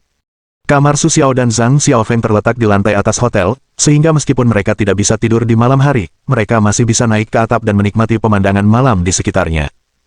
Setelah mengucapkan selamat malam kepada Su Xiaofeng, Zhang Xiaofeng segera masuk ke kamarnya, tetapi ketika dia keluar, dia bisa mendengar berbagai macam suara dari kamarnya. Dia memanggil pelayan di lantai bawah untuk memesan berbagai macam camilan dan makanan lezat melalui telepon di kamar. Teh mentega di sini yang terbaik. Konon hanya ada satu koki di hotel ini yang bisa membuatnya. Sepertinya dia akan makan besar. Terserah kau saja, aku tak peduli. Su Xiao, sang sutradara, merasa sangat tak berdaya dan bersembunyi di kamarnya. Aku di sini untuk menjadi pengawal, bukan pengasuh. Meskipun aku sudah menerima 500.000 yuan, aku tetap hanya menjalankan tugasku. Sue berpikir sambil tersenyum dan berbaring di tempat tidur. Maafkan aku, Tuan Liu. Aku hanya menjalankan tugasku. Su Xiao berpikir begitu, sambil perlahan-lahan memilah barang bawaannya, dia mengeluarkan pakaiannya dari koper dan menumpuknya dengan rapi di atas tempat tidur. Saat itu, suara troli pelayan sudah terdengar dari luar pintu. Awalnya, Su Xiao ingin memesan makanan untuk dibagi, tetapi karena tidur lebih penting sekarang, dia mengurungkan niatnya. Setelah itu, dia mandi air hangat yang nyaman, lalu berbaring di tempat tidur untuk merasakan tekstur lembut kasur mewah. Di Tibet, suhu malam hari masih sangat dingin. Meskipun Su Xiao sudah minum pil pengusir hawa dingin, dia masih merasakan hawa dingin yang menusuk. Memang benar, beberapa hal tidak bisa diselesaikan hanya dengan pil. Su Xiao segera mengenakan pakaian tebal dan mulai berbaring di tempat tidur dan masuk ke dalam selimut. Tapi setidaknya hari ini adalah awal yang baik. Aku ingin melihat apa yang bisa dilakukan gadis kecil ini besok. Su tertawa dan berpikir, berbaring di tempat tidur dan perlahan tertidur. Dia telah melalui terlalu banyak hal hari ini. Sudah waktunya untuk beristirahat dengan baik. Perlahan, waktu berlalu sedikit demi sedikit, tetapi Su Xiao telah tenggelam dalam mimpi, tidak dapat melepaskan diri. Sekarang pukul 7.30 pagi. Hari belum subuh, tetapi alarm di ponsel Su Xiao telah membangunkannya. Dengan enggan ia bangun dari tempat tidur dan menggosok wajahnya. Setelah mencuci muka dalam waktu singkat, ia membuka pintu dan bersiap untuk pergi ke kamar sebelah untuk mencari Zhang Xiaofeng. Namun, tanpa diduga, ada banyak petugas polisi dan staf hotel di sekitar pintu hari ini. Mereka semua berkumpul di pintu kamar Zhang Xiaofeng. Saat ini, Su Xiao mengira sesuatu telah terjadi. Ia bergegas melewati kerumunan di pintu dan mendorongnya menjauh. Saat ini, Su Xiao melihat kekacauan di kamar. Zhang Xiaofeng baru saja menghilang. Su Xiao tidak bisa menahan diri untuk menamparkan dirinya sendiri. Lagi pula, ia baru saja menyetujui Lao Liu kemarin, jadi ia menjaga Zhang Xiaofeng dengan baik. Akibatnya, ia menghilang hari ini. Menurut jejak di tempat kejadian, Zhang Xiaofeng seharusnya telah berjuang. Apakah Anda keluarganya? Tanya seorang polisi. Su Xiao menggelengkan kepalanya sambil tersenyum. Saya temannya. Saya tinggal di sini bersamanya. Apa yang terjadi kemarin? Polisi itu menghela napas dan mengeluarkan kartu identitasnya terlebih dahulu. Nama saya Huang. Anda bisa memanggil saya petugas Huang. Sekarang saya akan melakukan investigasi forensik bersama Anda. Saya keluar dan mengangguk. Bagaimanapun, kunci untuk menemukan Zhang Xiaofeng adalah memberikan informasi sebanyak mungkin. Kapan Anda tiba kemarin? Tanya petugas Huang. Su Xiao memejamkan matanya dan berpikir, meskipun hari sudah gelap ketika mereka tiba, mengingat Tibet adalah daerah dataran tinggi, matahari akan segera terbenam, sehingga langit sangat gelap. Bab 759. Kalau begitu, sebaiknya kau periksa catatan di resepsionis. Setelah berpikir lama, Su Xiao tidak ingat kapan ia tiba di hotel, jadi ia hanya bisa mengatakan itu. Petugas Huang mengangguk dan melanjutkan. Saat kau datang ke sini kemarin, apakah kau bertemu dengan seseorang yang mengikutimu? Su Xiao memejamkan mata dan memikirkannya dengan saksama, tetapi ia tidak menyadari ada yang mengikutinya kemarin. Selain itu, ia memiliki sistem yang terpasang padanya. Jika ada bahaya, sistem akan mengingatkannya. Melihat senyum Su, petugas Huang sudah tahu jawabannya. Ia terus bertanya sambil mencatatnya di buku catatan kecilnya. Apakah kau tahu siapa yang baru-baru ini disakiti oleh temanmu? Atau ada perselisihan dengan beberapa organisasi dunia bawah? Pada titik ini, pena petugas Huang berhenti. Ia menatap Su sambil tersenyum. Meskipun pertanyaan ini sulit dijawab oleh Su Xiao, bagaimanapun juga, ia dan Zhang Xiaofeng baru saling mengenal lebih dari sehari, dan mereka tidak banyak tahu tentangnya.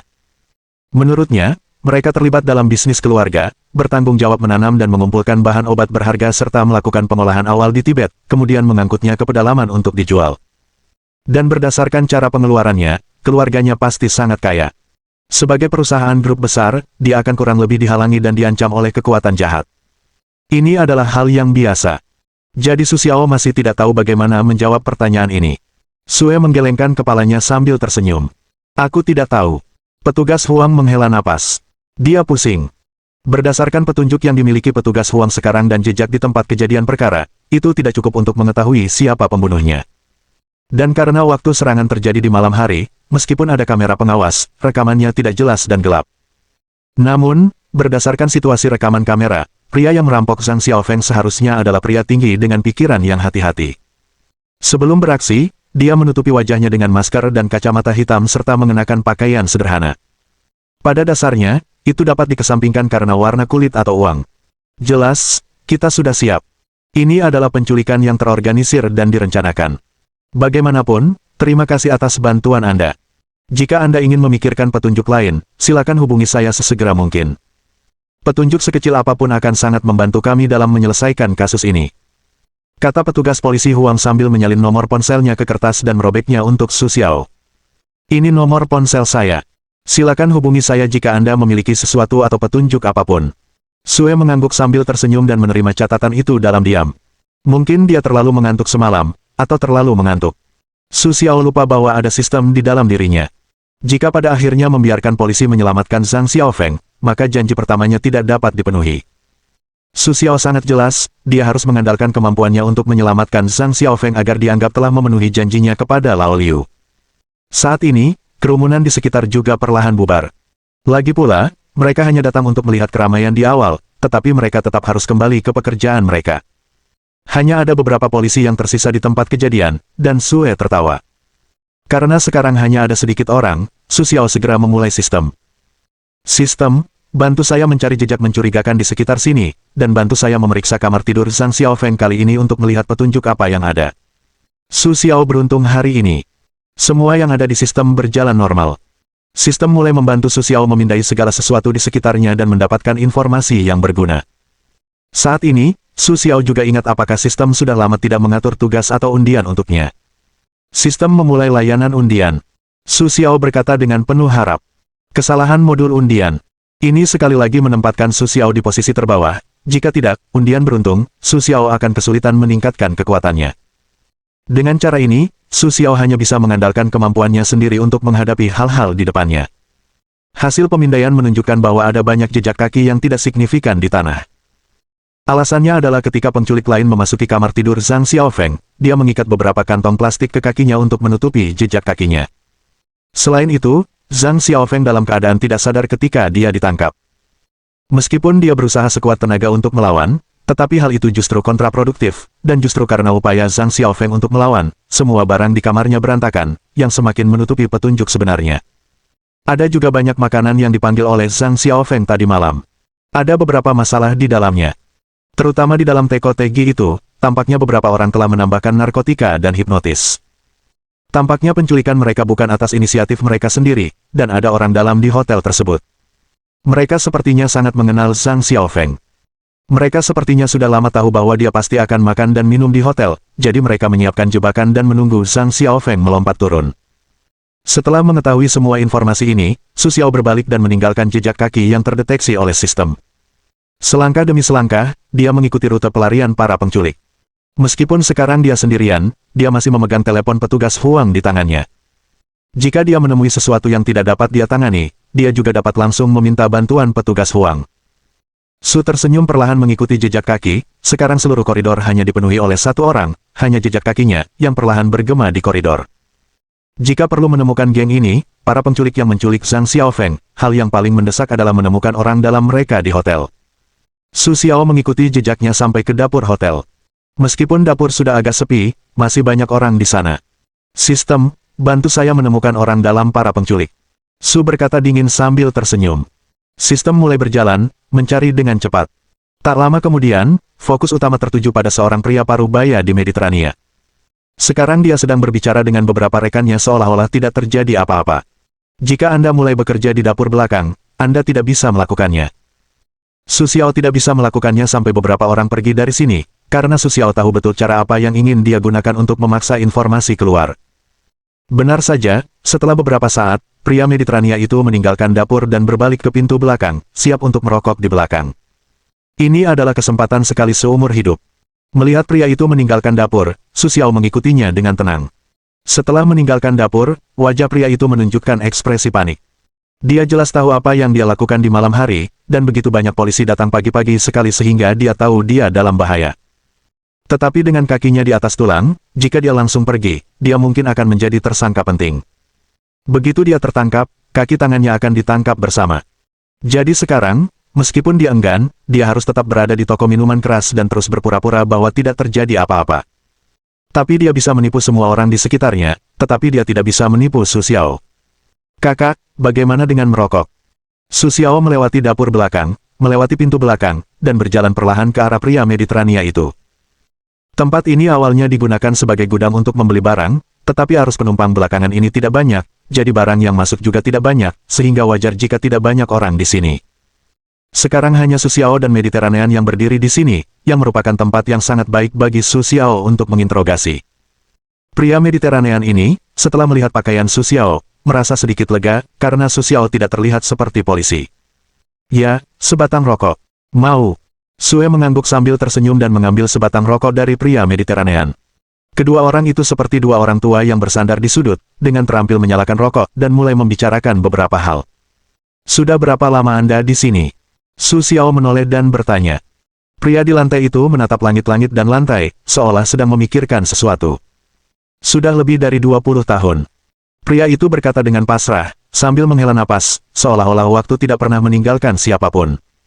Ya, waktu tidak pernah meninggalkan siapapun. Su Xiao berdiri di sana dengan tenang sambil merokok. Apakah Anda biasanya bekerja di dapur? Su Xiao melanjutkan.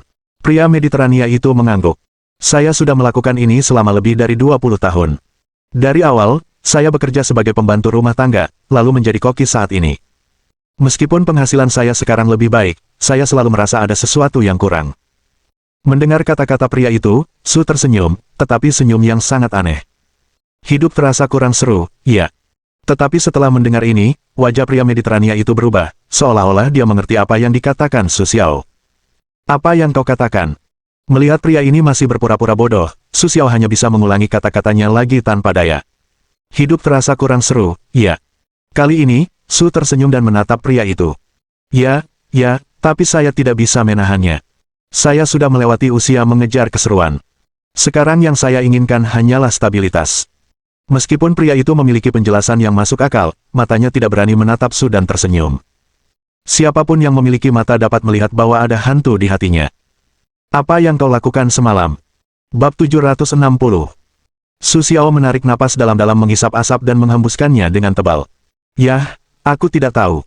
Saat dia berbicara, pria itu menundukkan kepalanya. Namun, karena takut Su Xiao melihat sesuatu, dia harus memasukkan rokok ke mulutnya dan mulai merokok. Apa yang kau lakukan semalam? Pagi ini ada banyak polisi di sini. Kenapa kau tidak tahu? Mata Su Xiao kini tajam, menatap pria Mediterania itu dengan saksama, tetapi pria itu sangat gugup, bahkan tangannya pun gemetar, tetapi dia tetap berusaha untuk tenang. Aku pergi minum-minum dengan beberapa rekan kerjaku semalam. Aku minum terlalu banyak setelahnya. Kemudian aku meminta izin cuti pagi-pagi sekali. Aku baru datang ke sini untuk rapat ini. Saat dia berbicara, pria Mediterania itu mengangkat kepalanya ke sudut dapur. Yah, aku akan pergi minum-minum dengan beberapa dari mereka. Pria itu juga takut dia tidak akan percaya, jadi dia mengatakan semua karakter pada saat itu sebisa mungkin. Apakah kau melihat hotel itu? Pria Mediterania itu terus menunjuk ke restoran di seberang jalan. Daging panggang dan anggur mereka sangat enak. Kurasa kau juga turis. Jika kau tertarik, kau bisa pergi ke sana dan mencicipinya. Sambil berbicara, pria itu mengecap mulutnya seolah-olah belum cukup makan. Melihat ini, Su Xiao harus mengagumi kemampuan akting dan kualitas psikologis pria itu yang luar biasa. Jika dia tidak memiliki sistem, dia pasti akan tertipu oleh pria itu sekarang. Apakah kau ingat apa masakan terakhir yang kau masak sebelum pulang kerja kemarin? Su Xiao melanjutkan, seolah-olah dia tidak tertarik dengan apa yang baru saja dikatakan pria itu. Aku tidak memasak sebelum pulang kerja kemarin. Akhir-akhir ini, tidak banyak pelanggan dan aku tidak memesan banyak hidangan. Mereka lebih suka makan di luar di hotel. Selain itu, cuaca dingin dan nafsu makan orang akan meningkat. Jadi akhir-akhir ini, mereka biasanya membuat beberapa camilan lokal dan teh mentega. Pria Mediterania ini tampaknya telah mendapatkan kembali kepercayaan dirinya sekarang. Dia terus tersenyum kepada Su Xiao seolah-olah tidak terjadi apa-apa. Jadi, kamu pulang kerja setelah makan camilan dan teh mentega, kan? Tanya Su sambil tersenyum, menatap pria itu dengan matanya, seolah takut dia akan kabur. Pria itu mengangguk dan terus merokok perlahan. Sekarang bahkan dia sendiri tidak tahu bahwa dia benar-benar telah terdesak ke dalam situasi putus asa oleh Su Xiao. Saat kamu pulang kerja, seperti apa pemandangannya? Aku hanya turis di sini, dan aku belum menikmati pemandangan di Tibet. Kata Su Xiao kepadanya dengan nada yang lebih lembut kali ini. Pemandangan di sini sangat bagus. Setelah menyelesaikan hidangan terakhir, saya pulang kerja bersama beberapa kolega. Saya sering suka melihat matahari terbenam di sekitar saya saat pulang kerja. Seluruh langit tampak diterangi. Mungkin pemandangan seperti ini hanya bisa dilihat di Tibet. Melihat pria itu, dia sepertinya tidak memperhatikan apapun. Su Xiaojiao tersenyum. Sisi hotel ini adalah dapur. Anda tidak memasak setelah bekerja, kan? Hampir. Lagi pula, koki kami sedang libur. Siapa yang akan memasak untuk Anda? Pada dasarnya, hotel hanya akan menyediakan beberapa makanan cepat saji dan camilan setelah kami selesai bertugas. Jika Anda masih ingin makan apa yang kami buat sendiri. Pria Mediterania itu tersenyum percaya diri. Kalau begitu Anda harus menunggu sampai kami bekerja keesokan harinya. Su Xiao mengangguk puas. Sejauh ini, dia telah mendapatkan semua informasi yang saya butuhkan dan menggali beberapa lubang untuk pria Mediterania ini. Jadi, kemarin, setelah menghabiskan camilan spesial terakhir dan teh mentega, kamu pulang kerja bersama sekelompok kolega. Saat kamu pulang kerja, langit dipenuhi cahaya matahari terbenam, dan sepanjang hari terasa cerah. Kamu menyaksikan matahari terbenam sambil memasuki restoran itu dan mulai minum. Kamu tidak pulang sampai mabuk, dan kemudian karena mabuk, kamu pergi ke restoran berikutnya. Keesokan harinya kamu merasa sedikit tidak enak badan, jadi kamu mengambil cuti dari hotel dan tidak datang kerja sampai sekarang, begitu. Sue tertawa, matanya sangat tajam saat mengatakan ini. Ya, begitu. Pria Mediterania itu mengangguk puas. Tampaknya dia juga sangat yakin bahwa kecelakaan Zhang Xiaofeng terjadi di malam hari, dan mungkin di tengah malam. Saat itu, dia sudah mabuk di rumah. Dengan cara ini, dia benar-benar terlepas dari kejadian ini dan memiliki alibi yang sempurna. Namun, sepertinya dia melupakan satu hal. Tapi kurasa tadi malam, beberapa orang memesan camilan spesial dan teh mentega di sini. Saat itu sudah gelap. Kalian semua pasti sudah pulang kerja, kan? Jadi siapa yang melakukannya? Apakah bos memasak sendiri? Saat Su Xiao mengatakan ini, matanya dingin. Pria Mediterania itu tidak menyangka Su Xiao akan menemukan celah. Melihat pertahanan psikologis pria Mediterania itu perlahan-lahan runtuh, Su Xiao melanjutkan. Aku tiba di hotel bersama gadis yang diculik hampir bersamaan. Saat kami tiba di hotel, hari sudah gelap. Bisa dibilang kami masuk dengan merasakan kegelapan. Mari kita hitung waktunya. Aku pergi ke resepsionis hotel untuk check-in bersama, lalu aku naik ke atas dengan barang bawaanku. Begitu gadis itu masuk kamar, dia memesan makanan ringan dan teh mentega. Kurang dari 5 menit kemudian, aku mendengar suara pelayan mendorong troli untuk mengantarkan makanan ringan dan teh mentega. Saat itu, pria Mediterania itu sudah berkeringat, tetapi Su Xiao tidak berhenti, dia melanjutkan. Tapi gadis yang bersamaku baru saja memesan makanan ringan. Bagaimana kau bisa mengantarkannya secepat itu? Aku tidak tahu berapa lama waktu yang kau butuhkan untuk membuat makanan ringan dan teh mentega di Tibet, tetapi bahkan jika kau mengantarkannya, itu tidak mungkin dalam 5 menit. Setelah melihat tatapan Su Xiao, pria Mediterania itu berkata kepada Su Xiao sambil menyeka keringatnya. Nah, sebelum kami meninggalkan hotel, kami selalu menyiapkan camilan terakhir dan teh, hanya untuk mencegah beberapa tamu memakan makanan ini di tengah malam. Oh, jadi kau membuat semua ini sebelumnya, bukan? Tanya Su Dingin sambil tersenyum. Ya, lebih praktis menyimpan makanan ini setelah siap. Jika memang dibutuhkan tamu, masukkan saja ke dalam oven dan panaskan. Bukankah itu bagus? Kata pria itu sambil menatap Su Xiao dengan matanya sendiri, berharap mendapatkan kepercayaan dari tatapan Su Xiao. Tapi tatapan Su Xiao tetap dingin seperti biasanya. Kebetulan sekali gadis ini mengalami gejala koma hanya setelah makan camilan yang kau buat. Lalu kau bilang kau membuat camilan ini sebelum bekerja, artinya komanya berhubungan langsung dengan camilan yang kau buat. Terus terang, penculikannya sangat terkait denganmu. Mendengar ini, pria Mediterania itu sangat ketakutan hingga ia duduk di tanah. Ia sering kali tak percaya bahwa Su Xiao bisa menyimpulkan seluruh proses kejadian hanya dengan beberapa kata, tetapi ia tetap harus berjuang hingga akhir. Meskipun aku yang membuat semua ini, bagaimana kau bisa yakin bahwa aku yang meracuninya? Kalau dipikir-pikir, setelah aku selesai makan camilan, aku harus menyiapkan piring, memanaskannya, dan mengirimkannya ke atas. Berapa banyak orang yang bisa menanganinya? Siapapun di komunitas ini bisa meracuni. Kenapa aku? Pertanyaannya sederhana.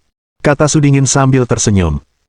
Karena teh mentega bukan sekadar ditambahkan hipnotik dan anestesi, tetapi saat membuat teh mentega, Anda sengaja menghancurkan beberapa herba dengan efek hipnotik dan koma, lalu mencampurnya ke dalam teh, sehingga mereka tidak akan merasa aneh, tetapi juga dapat menutupi bukti kejahatan dengan sempurna, dan bahkan jika polisi mendapatkan sisa teh mentega, mereka akan sangat sulit untuk meminumnya.